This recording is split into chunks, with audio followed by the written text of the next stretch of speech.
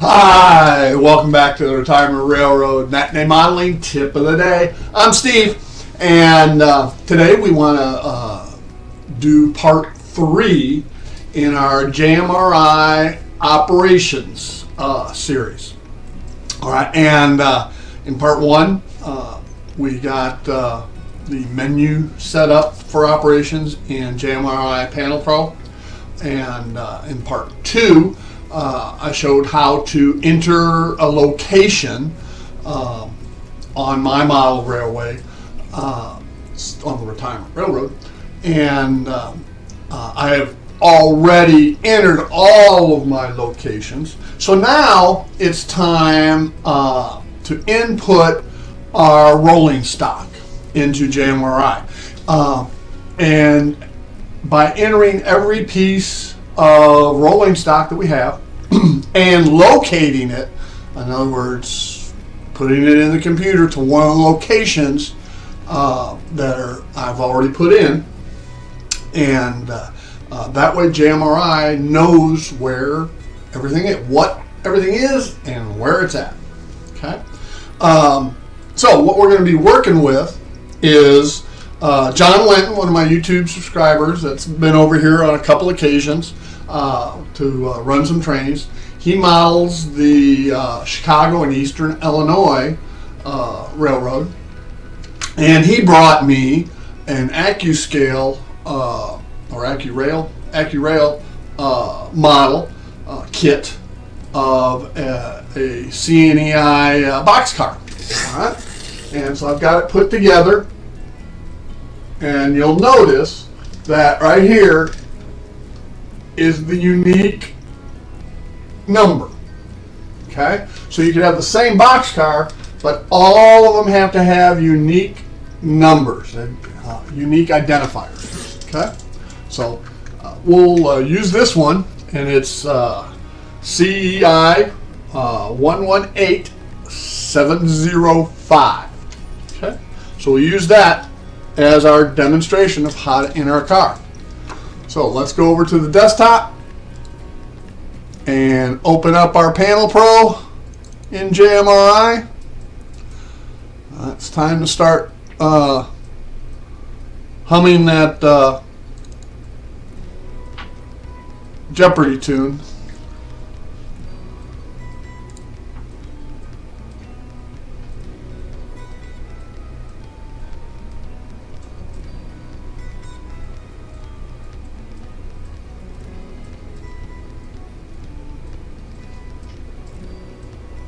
All right, here we go.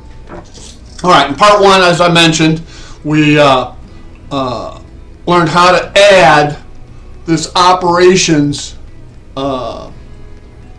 icon or button to our menu. Okay, that was part 1.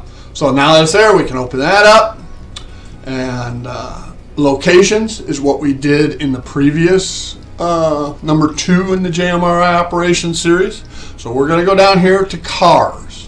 All right, we'll click on it, and lo and behold, you see all of my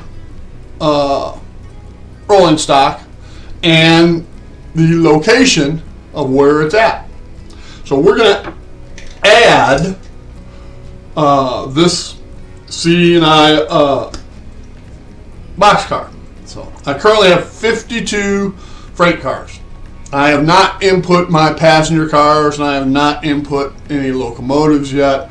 I really don't need them at this point. Eventually I will, but I want to get operations up and running first, so we can do some switching, have some switching time. Okay, so anyway, we're going to add a freight car. It brings up a new menu, and here it is. It wants to know what road. So we got CE and I. Let's see if it's on in here. CE and I, it's here. Okay. If it wasn't, we could come over here to edit, and we could add it. Okay. But since it's here, all we're going to do is click on that. Then it wants that road number, and remember, I said the road number was 118705. Okay. Now it wants to know what type of car this is. Well, it's a boxcar.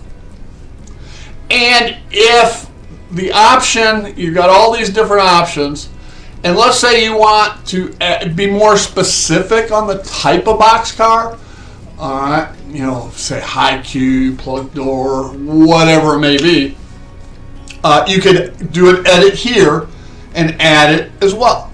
Okay, so we just want it to be a boxcar. Okay, and if it's a caboose, as an example, you can mark it as a caboose. You can mark it as a hazardous materials freight car if you wanted, and because JMRI can handle some certain things there as well.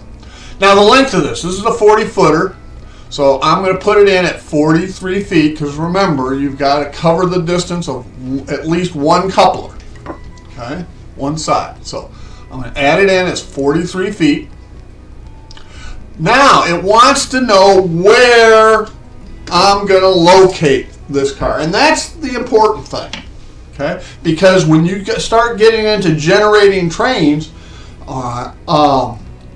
when JMRI prints out what trains you're gonna, what cars you're gonna pick up from where, and what cars you're gonna deliver where, it tracks all the locations.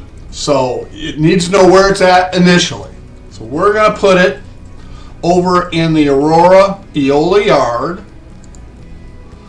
and we're going to put it on classification number 2.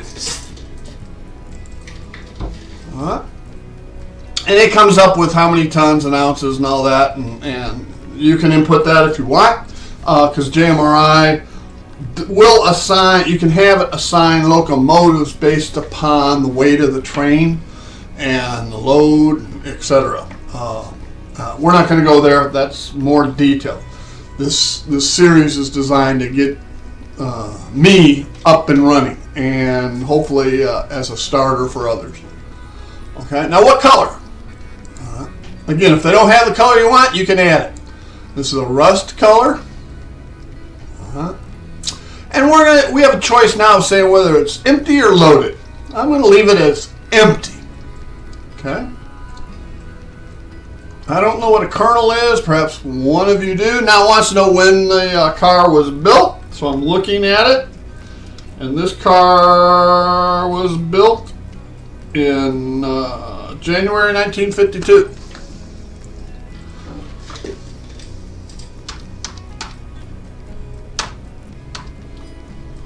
Alright. And you have a place to put comments in if you want. So now I'm just going to simply add the car. And it should have located it at the Aurora Eola yard. So let's go find it now. And here's the Aurora Eola yard. And we're looking for a CE and I. See if they put it down at the bottom. No. Where did it go? It's showing that the car has been added. So we can look for it one of two ways. We can do the road, sort by road, or sort by location. So I just did it by location.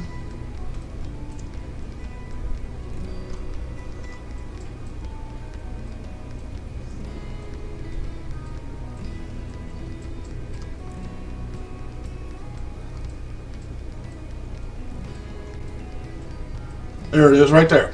C&EI. Boxcar. 43 feet. It's empty. And it's at Aurora Eola Yard. Classification track number 2. Now some of these others over here, I had run a test on routes and trains, so it had assigned them. Now those have all been reset. So they're available for a rebuild now. But anyway, that's all it is to entering a car. All you do is go through all of your rolling stock and enter them in the JMRI as I've shown. Okay? Fairly simple, painless process. it can take some time, depending on how much rolling stock you have. Like I said, I have 53. I think I had initially 48 or something like that when I started inputting, and finished those up and quickly realized I had some other things I needed to do.